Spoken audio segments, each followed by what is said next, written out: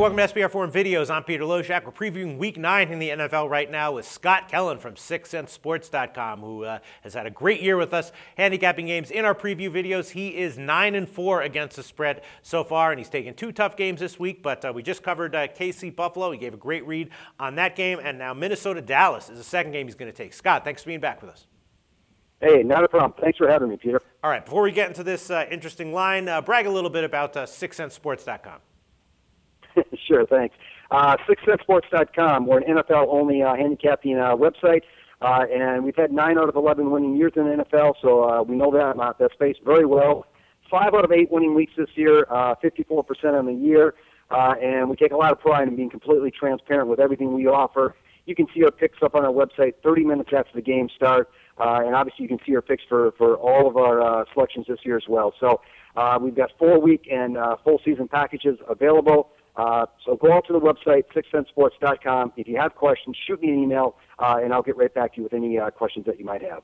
All right, well, the second game you're going to take is Minnesota at Dallas, and this is a game that you chose, so I'm assuming that you're seeing some sort of, at least somewhat reasonable edge on the lines. I'll tell you right now, I'm not seeing it at all. Dallas is a 10-point home favorite, totals 47 or 47.5, and Dallas, of course, is off of their tough near win at Cincinnati. They do have a bunch of injuries in the secondary. Now, obviously, they have the big advantage here, but it's maybe fully reflected in the line of -10.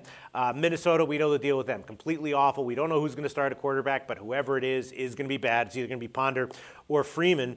And, the passing game isn't getting anything done. That's, hampering Peterson. So I guess maybe I would guess that you're leaning towards Dallas -10. That's kind of just a lot of points to be giving in the NFL, right? Yeah, it is a lot of points, and that's the exact reason I'll be taking Minnesota in this game. Wow. I think it's actually a pretty good spot for the Vikings here.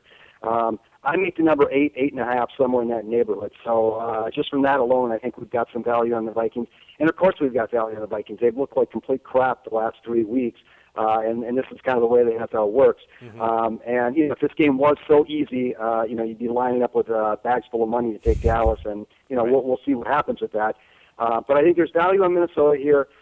In addition to that, I've got some great situations on Minnesota, and by great I mean that I've got some rushing situations. One situation that's 17-11 already this year, another one that's 9-7. When those 2 situations combine, that's pretty good.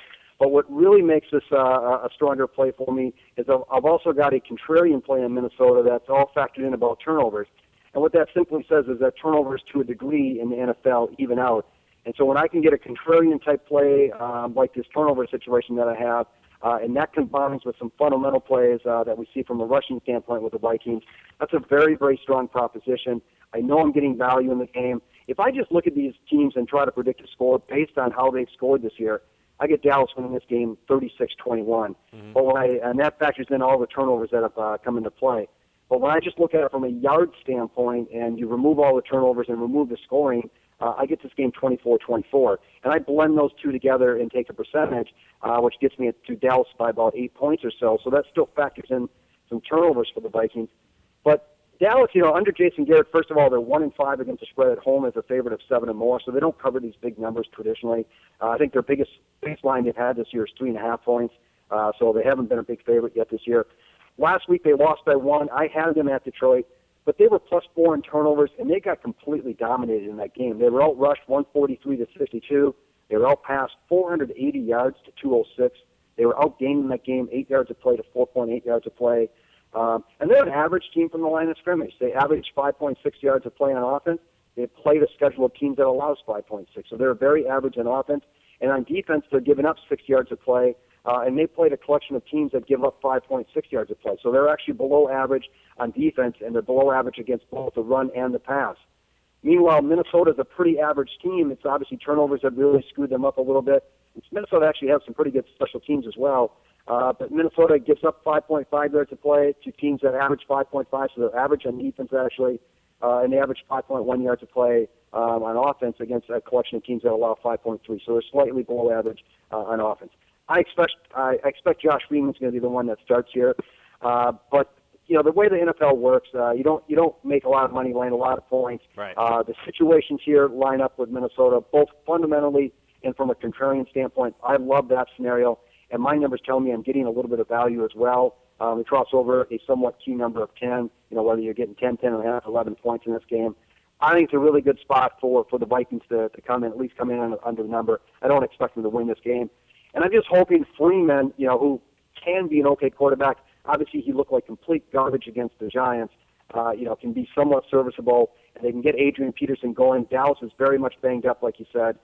They can get Peterson going. That can open up the playbook a little bit. They've got talented receivers, whether it's Kyle Rudolph, Patterson, or Greg Jennings. So they just got to get the run game going, and then I think they can stay within this game and stay within a large number.